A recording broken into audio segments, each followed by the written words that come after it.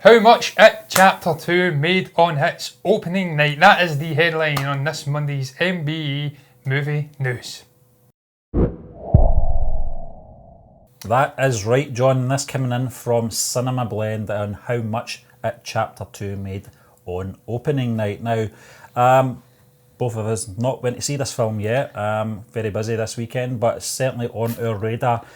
This comes in, and it was actually on Thursday night's preview screenings, and it was at 3,700 theatres beginning at 5 p.m. This is obviously US time, John, and those preview showings scared up a $10.5 million opening night. What's your thoughts on that? Very impressive, Stephen, I have to say, for obviously the genre in general, Yes. because it is on track to be, I think, one of the most, if not the most successful horror releases in September. Yes. I think the only movie just now which is currently ahead of it is the original It for September releases, so it's a very impressive start. Obviously it's already sitting, Stephen.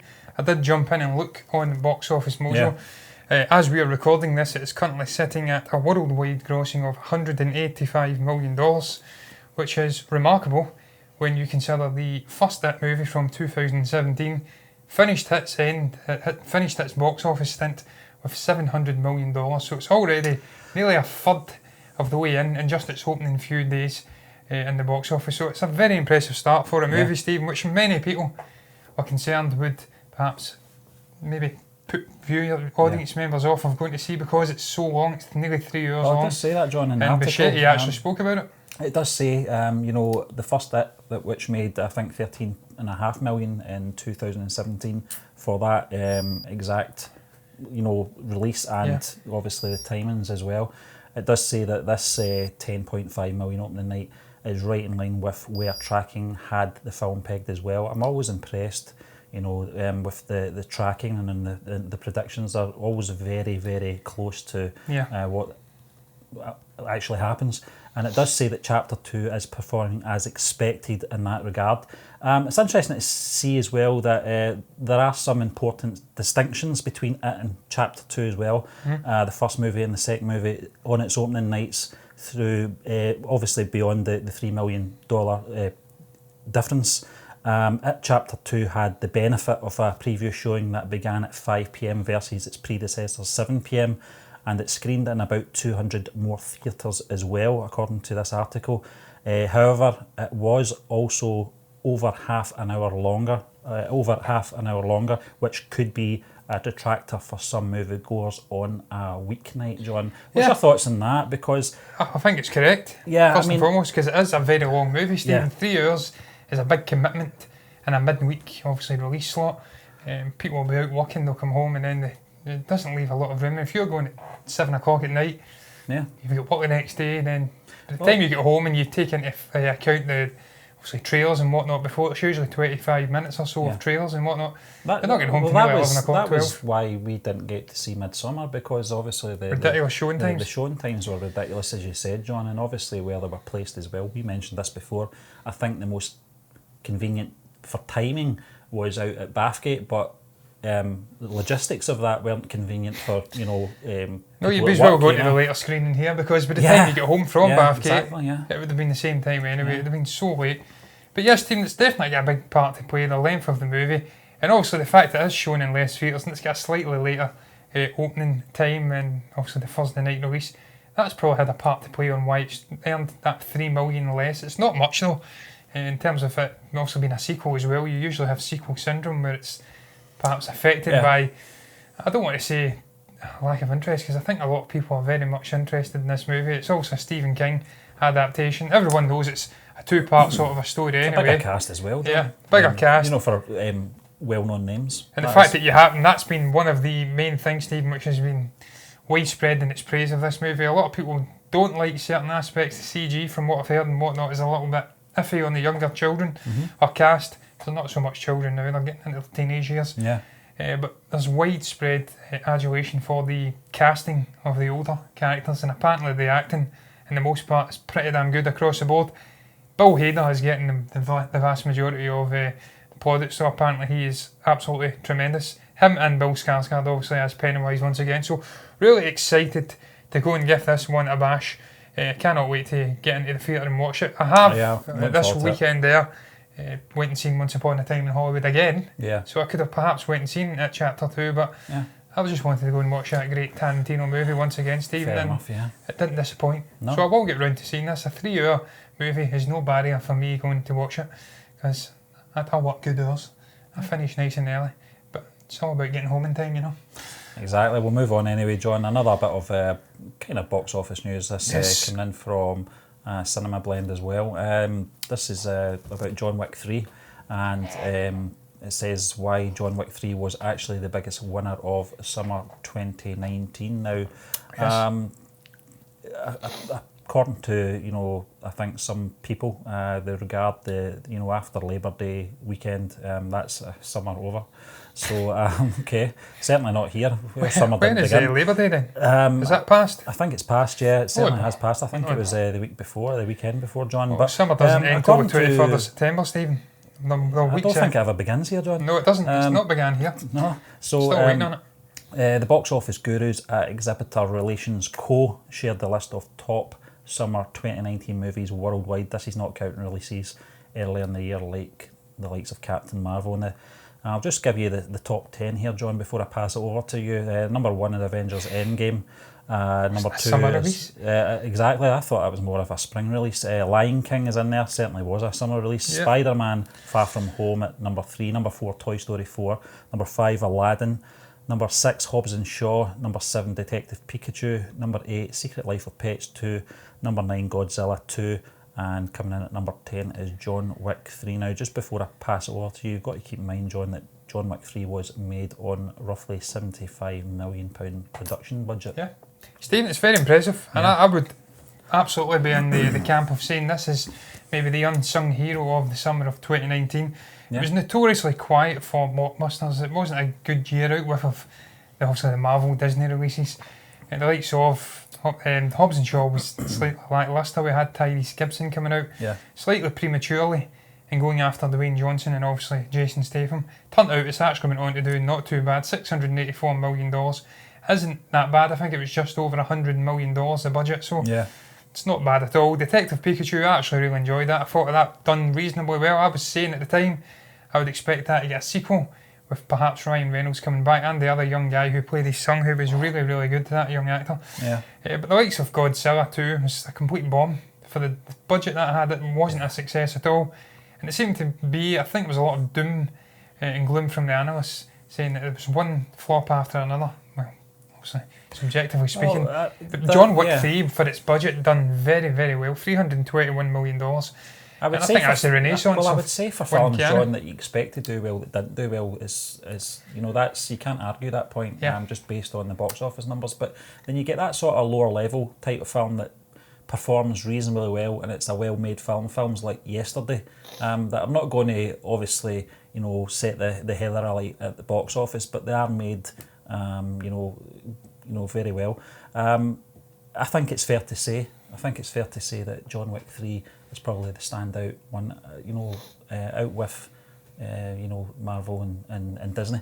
It was certainly, we were talking before we came on air about the franchise and where it's going to go as well, but from what we've seen so far, we talked about although the film obviously performed well on its budget, I don't think any's expected it to do as well, because the second movie, as well as it performed and as good as it wasn't a patch on the first movie. No. And I think a lot of people might have felt, having a third film in there might be stretching it a bit too far, but it certainly wasn't the case. No, Stephen, what the second movie did very well though was establish this sort of a underworld, a criminal underworld, and the mythology. It was very rich, so it complemented the action reasonably well. But you're right, the story itself, what made the original John Wick so enjoyable, such a beautiful watch, was the fact it was simplistic. It was just action, one guy and his dog out for vengeance. But sometimes that doesn't work though, doesn't it not? But when you look at the likes of the second Matrix film, that tried to expand on what was already there and sort of spread this universe out a bit further, and for some reason it just didn't appeal to the fans of the first movie.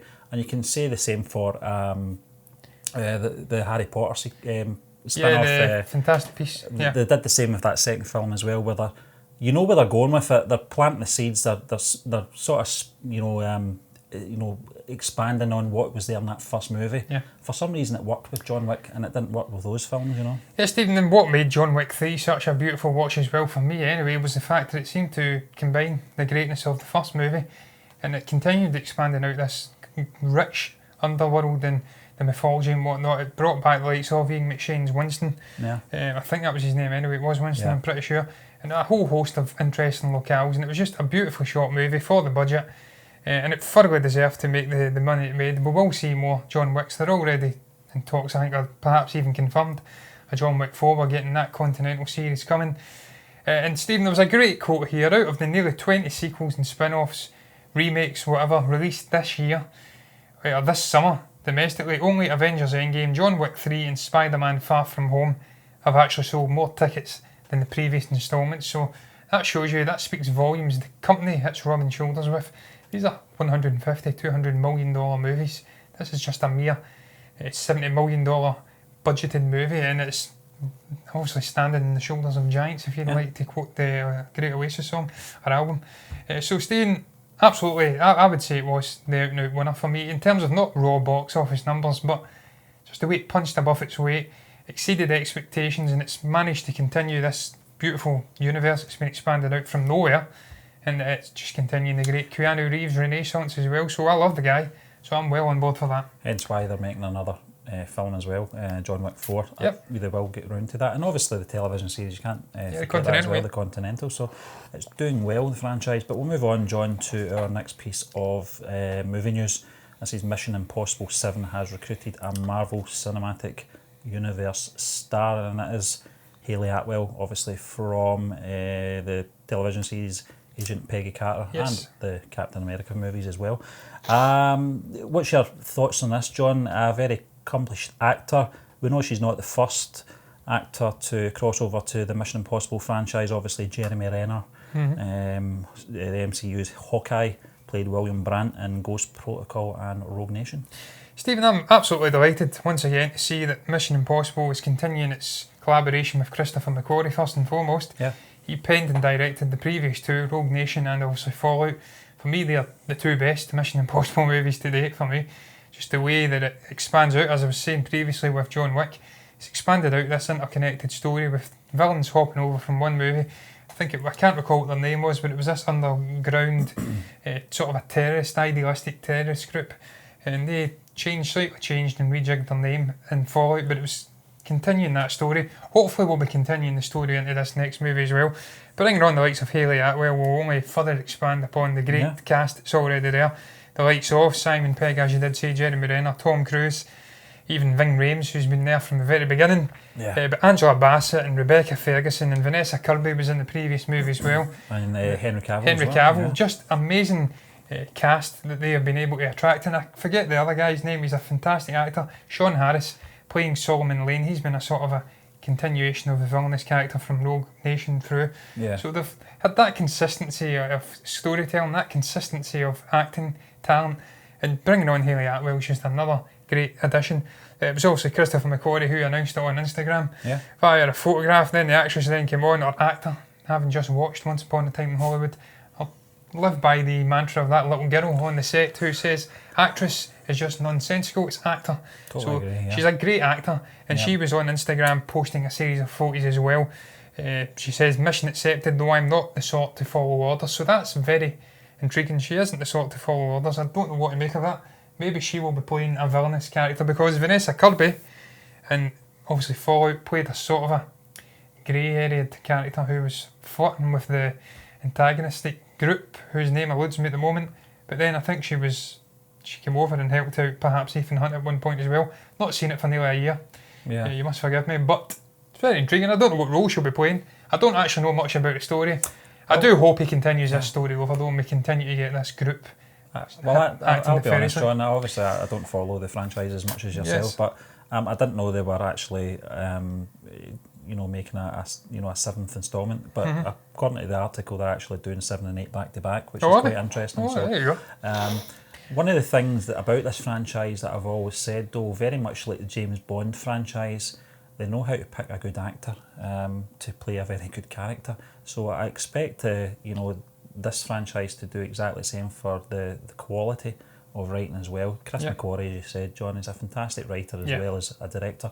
And it's nice to see as well. It's very subtle the way he put that into Instagram. It's just a photograph of Hayley Atwell. And I think just behind the photograph there was a little mention of Mission Impossible. There was obviously text down at the bottom. I think it was a script or something Impossible Mission. Impossible Mission, yeah. And then it's something else, kind of a blanked out with the actual photograph. Beautiful shot though, black and white as well. So again, it's going to be very intriguing, Stephen. I don't know what to actually make of the line she's come out with. That's opening up a whole can of worms in terms of where the story may be going for her. But look, I've really enjoyed these movies in recent years. It was also rejuvenated, kind of a late dormant, I do believe, and then JJ came back and rejuvenated it. As he does. And then you had the likes of Simon Pegg and obviously Jeremy Renner coming on board to complement the original cast members. And it's just a really tight-knit group, and you can see the chemistry, Stephen's there. They all bounce off of each other well. The dialogue's there, there's great banter. And it'll be intriguing to see how she slides in, because she's been in the likes of Christopher Robin, and then, as you did mention, big blockbuster MCU movies. One of the things that I like about the franchise as well, John, is though, sort of at the front and centre of it is obviously Tom Cruise, is that it's never the Tom Cruise show. You know, you do think, obviously, the franchise, and you connect the dots with Tom Cruise's sort of performance and his presence in these movies, but he doesn't overshadow the other actors in it. You know, they all have a part to play. You know, and they all have that sort of shared screen time and that presence as well, which I always like about the franchise. I said I'd have to go back, and I think I've missed maybe about 3 or 4 of them. Well, you need to go back and watch them, Stephen, because they are very good. I've been very casual in my viewings of these. I remember the first one back in '96, I think it was. Yeah, it was. Such I'm pretty a long sure it was. time ago, 23 years ago. Unbelievable. This man is still doing his own stunts. And doing it very well. He broke his ankle, Stephen, on Fallout. Obviously, notoriously continued on, and then he also had to go and get treatment. But Fallout was superb, Stephen. That was my favourite action film of last year, so I urge you to go and watch that, and then at one to connect if McQuarrie's involved. And just when you think they can't top the action they do in every instalment, it's amazing. But we'll move on to our next article, John. This is Bill and Ted Face the Music. That's obviously the title of the upcoming 3rd movie from the Bill and Ted franchise, and we see Death back in full makeup. This is obviously actor William Sadler, who we're big fans of, John. He played Death, obviously, in The Bogus Journey, and he will be back for Bill and Ted's Face the Music. It's a great, I think it's Ed Solomon, actually, it's posted this. He's took a photograph of William Sadler behind the scenes, it looks like he's having his lunch, and it looks pretty tasty, but what a funny photograph it is, eh? Stephen, it's absolutely deranged looking, I have to say. He's looking like sort of an albino version of Red Skull. Or a sort of slimmed down Uncle Fester. Yeah, slimmed down Uncle Fester's probably the better description. And just those hands as well. Very white looking. It's odd to see him sporting a sort of a double denim combo with an Under Armour undergarment, and then this bright white face and the beautiful makeup. And then he's clutching what looks like I thought it was chicken pakora, Stephen, but I think it's actually like sort of a spiced potato. So, looks like a very intriguing sort of a lunch he's clutching there. But more importantly, Stephen, it's obviously showing you back the image of, I think it was Bogus Journey behind the scenes. And then you're seeing the great man William Sadler standing there, 2019. There's a 16-year difference, I believe, or maybe even longer. No, it is longer. I think it's 19 years. It's a long time. Yeah, 19. Yeah. No, it's 17 years. I think I read it. 92 or something. Well, Bogus Journey was about 30 years ago, John. Yeah. So it's been a long. I think it was 89 it came out or something like that. Around maybe 19 years then. Maybe. Well, it does actually say, thanks to the makeup, he honestly doesn't look a day older than he did when he filmed Bogus Journey almost 30 years ago. Oh, so it's 30 years. So Jesus Christ. That's unbelievable. That's even more impressive. William Sadler. You know, from the Shawshank Redemption, and he was a villain in Die Hard 2 as well. He's always looked after himself, so it's no surprise that even without the makeup on, he doesn't look that older than he did, back in the day. He was one of the standout characters, obviously, in the original film as well, which he's got such a great sense of humour. When you look at his sort of humour in the Shawshank Redemption, you can see that he's got a very unique sense of humour anyway, but he's very vocal on social media as well, particularly Twitter, who I follow him on, and he's been very excited about this upcoming film, which is good to see, because I can't get enough of this guy. He's not in enough films as far as I'm concerned, especially comedy films. Yeah, Stephen, he's shown, even back in the likes of Shawshank Redemption, playing Haywood, that he has that gift of comedic timing, just little delivery of lines and whatnot. So certainly, I can't speak about his performance in, obviously, Bill and Ted, Face of Music, and no, that's the new one that's coming out. I can't speak about that, I've not seen it yet. Excellent Adventure, yeah. Yeah, the previous two movies, I actually haven't seen them yet, Stephen. I'll have to go and give them a bash. Clearly get a cult following. They're much beloved, so there must be something there. Keanu Reeves is in it. I love the man, so I'll go back and give them a watch. Then I'll be able to speak, and maybe I'll get hyped up for this movie coming out just in time. But certainly visually, it's not changed that a damn bit in nearly 30 years, which is remarkable. But that's all down to makeup, so that's perhaps the likes of the Kardashians trick. So who knows? Hanging out those little wrinkles and whatnot. It's certainly one of the films that I am looking forward to, John. I never thought I'd see the day it would be getting made. But I'm glad it is. But we'll move on to our final article, John, before we move on to box office. And it's coming in from Cinema Blend once again. Thanks very much, Cinema Blend. You've kept us very busy this week for your excellent articles. It's not screen rant this week. No, it's not. We'll give them a little rest. But this is Taika Waititi's felt weird about playing Hitler in Jojo Rabbit. He says, I felt weird about it even though the character in my film is not evil. He's got a 10-year-old's brain because he comes out of Jojo's head. There are elements to him that are shared with the actual guy. I think there's another quote here actually, John. We actually had to do a little Google search on this just for an image.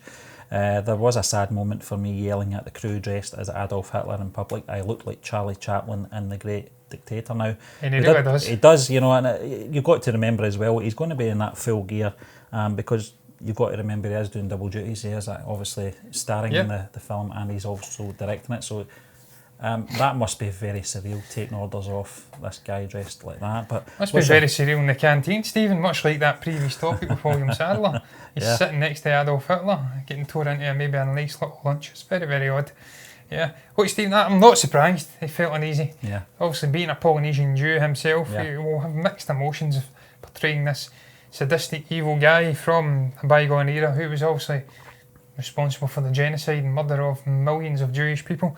So I'm not surprised on a sort of a base layer that makes him feel uneasy. And then just, as you did say, doing double duty and having to order people around, it's probably feels slightly odd, slightly dirty. When you're, slightly awkward as well. When you're in full Nazi regalia and you're having to do directing duties. It'd be a weird situation to be in. Not one I think I'd like to step into myself. But yeah, I can't wait to see the movie, Stephen. I've said it before. Really cannot understand people's dislike of this movie, the lack of understanding of the satirical origins of this guy, what he's trying to accomplish here. After we did our trailer reaction, John, I don't think I really want to mention the person we watched after it, because normally when we do trailer reactions, we will, after we've did ours, to see how others are doing I'll as mention well. it. And there was a particular one that I don't think they got the point of the movie. They looked more offended than entertained, to be honest with you. Stephen, I was speaking about this the other day. Yeah. We grew up in this country. Well, I didn't grow up at the time, but I've grown up watching these movies with the likes of Monty Python and whatnot, Life of Brian, Holy Grail. These are movies which are just full to the brim with that sort of a humour, satire, taking the piss out of the establishment, utilising comedy to do it, showing the absolute idiocy of the people who were doing these things back in the day, all the way back to the biblical days. So I've got that within my very fibre of my being. I'm used to that sort of a humour, so I love it. I lap it up. Yeah. It's more British-centric humour anyway, Stephen. Even the great Armando Iannucci from Glasgow. Yeah. The absolute king of satire from the British shores anyway. Yeah. So we both love these sort of a movies. We love that sort of a directed genre. And wrote the Death of Stalin, John, which was a great film. I don't know if it was ever released over in the US. I doubt it very much, but it was a terrific movie. It was well shot, acted as well. The cast was fantastic, and the humour in it as well. As you said, it reminded me very much of the sort of Monty Python films as well. Very close to the bone humour, but you've got to remember that's what it is. It's humour. You know, it's not taking itself too serious. Yeah. You like the likes of The Office and Alan Partridge as well, which obviously Iannucci was involved in the latter. Very cringeworthy moments as well. But they know how to write satire in this country as well. It's probably one of the best gifts this country is given to film. I think certainly our audiences over here in the nation, because we're that conditioned to it. When films like this come up, we can't get enough of them. We just lap it up. Yeah, that's because we have absolute bumbling buffoons, Stephen, like Boris Johnson, in charge of the country. So anything that derises these absolute Did you ever idiots. watch Spit and Image, John? The puppets with it. Yeah. It was a political, obviously, Absolutely satire hilarious. show with obviously the It was Margaret Thatcher. the and whatnot, politicians of the day, Yeah. and the royal family, etc. It wasn't. What's his name again? He was a very funny guy. It was never given. It was never, directed personally to anyone. It was more of a sort of caricature version how the public see these public figures and the likes of the Sun newspaper, etc. The way they're portrayed, and Spit and Image were very good at that. They were very good at homing in on certain aspects and characteristics of these politicians and the royal family, and it was never taken serious, and I don't think there was ever an uproar either, and certainly not in the press or the media about that television series. It was a very successful series as well because it was taken in the spirit it was meant to. I think that's just down to British audiences. We are conditioned to appreciate different things, perhaps more so than our American counterparts and whatnot. They are not. I don't want to say they don't grasp sarcasm, because that's another classic sort of a stereotype, but they have a hard time with certain types of comedy, satire, sarcastic, sort of a sardonic comedy at times, whereas we are more preconditioned over here to appreciate a wider spectrum. I think as well, John, at the moment, just now, certainly the social shift, that's a very hard thing to say, is very much happening over there just now as well. There's a lot of things getting taken more serious than they really should, and there is a lot of serious things that aren't getting taken as serious enough. So there's obviously a learning curve there. Yeah, Stephen, they're very tribalistic in their politics over there. There's not much room. There's not much communications between the left and the right. And that's when you really see the likes of fascism and Nazism rising, because it's in those sort of a conditions. So that's why it takes even more. Again? Yeah, we were talking about Taika. I was about to tie it back in, Stephen. That's why it's even more impressive that this guy, in this day and age, has the balls to take on this character from his background and bring it to this sort of demographic that's perhaps not understanding it so well. And he's not giving a shit, even if it does make him uncomfortable. But Stephen, we are going to move swiftly onwards, away from the movie news aspect of this week's show onto the box office aspect of the show, where from now on it's going to be condensed into a greater sort of a movie news show on a Monday, obviously on the Mondays, and then on the Thursdays we'll be doing the same with the blog rundown. So we shall move swiftly onwards to the box office side of the show, which is for the weekend, Stephen, of August 30th to September 1st, 2019. Familiar face in at number one again this week, Stephen. Yeah, and it's third week, John. It's Once Upon a Time in Hollywood, grossing another 1.8 million over the weekend, 16.4 million overall. Yes, Stephen, obviously this is the latest Quentin Tarantino movie. We've both seen the movie, we both thoroughly enjoyed the movie. I've seen it twice, as I said previously on the show earlier on. £16.4 million, very impressive performance after 3 weeks for a Tarantino movie. I've got no basis on which to obviously compare it to the previous performances of previous Tarantino movies, but I'll move on to the international cumin. It's $310.5 million, $90 million budget. Very impressive performance, Stephen. It's sitting currently at number 2 in the competition with the rest of the Tarantino movies. Don't know what's sitting at number 1 because I haven't got the figures on me right now, and it's not showing me, which is terrible. Box Office Mojo, get your shit together. Yeah. Okay, we'll move on to number 2, John, in its 7th week now. It's The Lion King. It's grossed 1.2 million over the weekend, 72.8 million overall. £72.8 million is absolutely ridiculous, Stephen. It must have broke into the top 20 at least now, all time in the United Kingdom, which for a remake of a 1993-94 movie, which people were deriding as soulless and hollow, is very impressive indeed. $260 million budget. 1 point just shy, literally less than $1 million shy of $1.6 million. $1 billion, I always say a million every week. $1.6 billion overall. Ridiculously good performance, and we will see a sequel of this, I have no doubt in my mind. Yep, Simba's Pride, I think the animated one was called. I think it was out in about 1998. Matthew Broderick and Neve Campbell voiced that. Oh, right, Neve Campbell from Scream. Yeah. Scary movie. Yeah, it was one of those under the radar sort of straight to video releases, but I think it has got the legs to have a story there if it's done right. Yeah. We'll move on, John, to number 3 this week, and its second week. It's Angel Has Fallen. This is obviously the third instalment in that franchise. It's grossed 1.2 million over the weekend, 4.5 million overall. Yeah, it's not too bad, Stephen, for a third instalment in a franchise. Didn't get a great deal of obviously promotional push over here. I don't recall seeing many adverts. No. Obviously trailers release online. Most people are on YouTube these days, so they will see what they need to see. If they're into the movie, then they will go and watch it. If they're not, then they won't. $40 million budget though, just over $53.4 million worldwide. That is absolutely terrible. Yeah. I don't know what's going on there. I'll tell you what's going on. They are not showing the foreign percentage of the breakdown of its performance, which is strange because, as we've just said, £4 million over here. So yeah, 4.5, yeah. 4.5, so they're not showing the foreign breakdown. I'm sure this movie will perform much better than that once you take into account foreign percentages and figures. But it's not doing great. No. It's very much a case of ever diminishing returns, which you see for most franchises. I actually liked the last two films, John. They were very good, Stephen. They were very good. I liked them. I can't remember, London and Olympus, wasn't it? Yeah. I thought they were very good.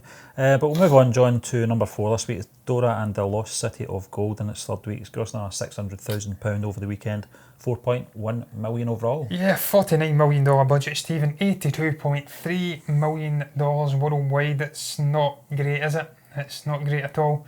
They've also tried to make the jump from, I think, Dora the Explorer. It's a TV show for children. It's not really worked. And I feel, Stephen, that perhaps that may be down to the casting choices. Isabella Mona is a little old. I think she's 18, 19. Yeah, I think she is. A little old to be playing that character. And perhaps it was not going to connect with the demographics they're wanting to connect with. As well, John, I think it's a Nickelodeon television series as well, the animated series. Limited. So it's very limited over here. We have obviously our satellite channels, and Nickelodeon is one of the many sort of ones for the kids anyway. So it's either one of those ones that's very much like your Paw Patrols, etc.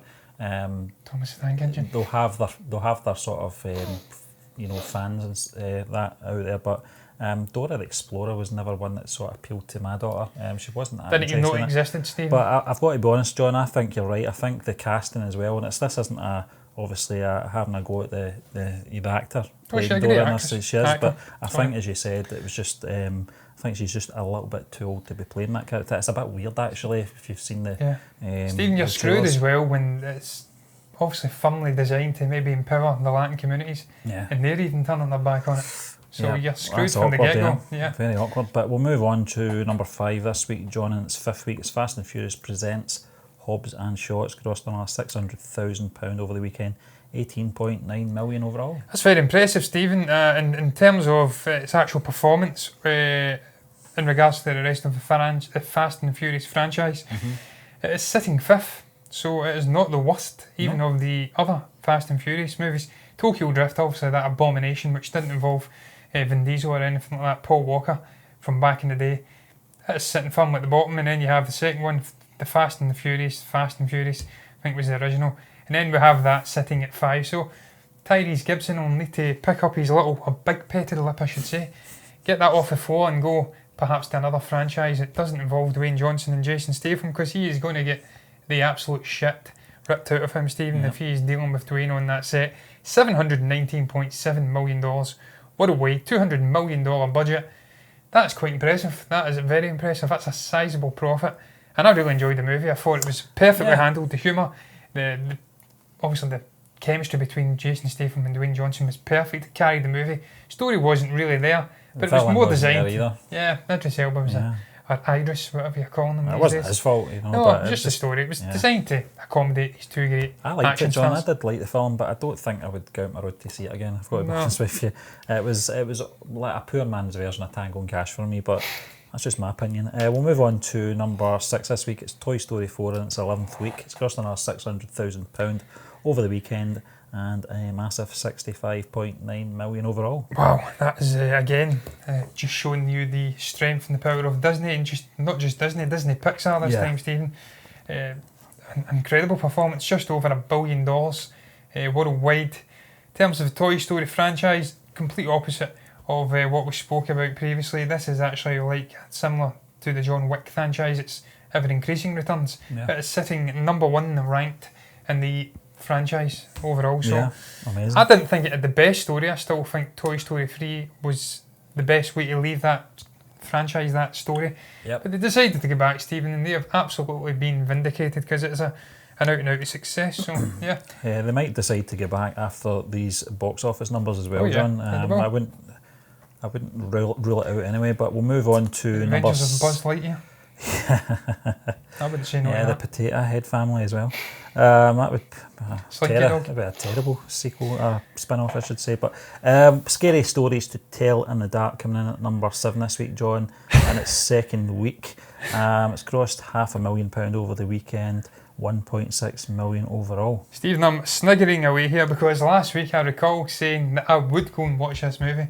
I didn't go and watch this movie, Stephen, and I'm taking it back. I'm probably not going to go and watch this movie now because there's so much coming out. It Chapter 2 is out. And you probably see Once Upon a Time in Hollywood for a third time. Yeah, for a third time. We have Ad Astra coming out. Yeah. Rambo. There's so many great movies coming out, and I ain't got time for it. But by all accounts, it is a pretty good little horror movie for the sort of a teenage demographic. Apparently, it's just got the right blend of scary moments, and tonally, it's perfect for that sort of a target audience. But I'm not that target audience. I've not got the stories, the nostalgia sort of a thing drawing me in when I didn't grow up reading these books. So No.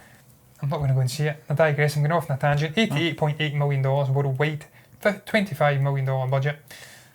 I mean, it's a sliver of a profit, I would have thought. Sliver. I think that will sliver. Not much more. Coming in at number 8, John, in its 13th week now. It's grossed another £300,000 over the weekend. 6.6 million overall. This is a wind-up. This is a wind-up. Casino Royale. And listen, I like this movie, but it's a secret cinema. It's at one cinema, and it's been in the box office here at the UK for 13 weeks. 3 months. 3 months. Over 3 months now, Stephen. Yeah. What is going on? Stephen, we said last week it was dead. It was out the top 10. It had lost, I think, the biggest amount over the weekend, sort of a performance-wise. We'll show those two gits We'll from show Scotland. those two jocks will be showing up to be the Those idiots two that they are. weirdos. Yeah, those two weirdos, bumbling buffoons. That's not Boris, that's us, clearly. 4.4% increase on last week's performance, Stephen. £340,000, as she says. It's still in there. It won't be there in a couple of weeks. I'm putting my neck on the line. It will not be there in a couple of weeks. Good Lord, please don't be there. I can't say any more about it, Stephen. No. It's a secret cinema. Paid actors come in. They envelop the audience in the world. They can't take the phone in. It's all secret, cloak and dagger. And they become part of this world. So I suppose it'll be a great experience if you're able to pop along. But when they are raking in £340,000 a week off of one theatre, how bloody much are they charging people per ticket? Yeah. You need to remortgage your house to go in and watch these Or it's things. a massive cinema. Yeah. But I It doubt could that. be, yeah, it I could doubt be. that very much. But we'll move on to Never number thought 9 this week, John. It's The Informer. And it's in its first week. It's grossed £300,000 overall.